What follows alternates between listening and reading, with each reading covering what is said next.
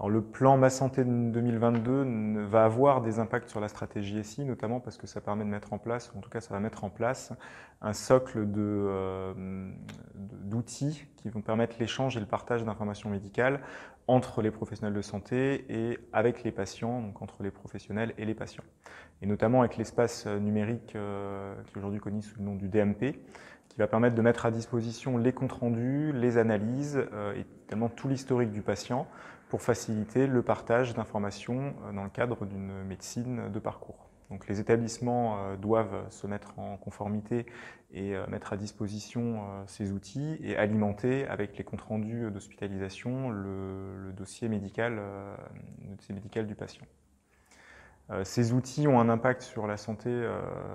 enfin, sur la prise en charge des patients, mais vont également avoir un impact sur les systèmes d'information, puisque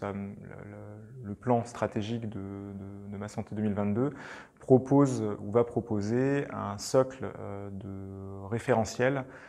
qui vont être définis par le gouvernement et qui vont finalement stabiliser les choses, puisqu'aujourd'hui on échange de l'information, mais un petit peu sous des formats qui ont été mis en place soit par des groupements de coopération sanitaire en région, qui ont profité de plans stratégiques pour mettre à disposition ces espaces numériques de partage. Et là, c'est le gouvernement qui va poser les règles du jeu et définir ce qu'on partage et comment on le partage, et avec quelles règles on les partage.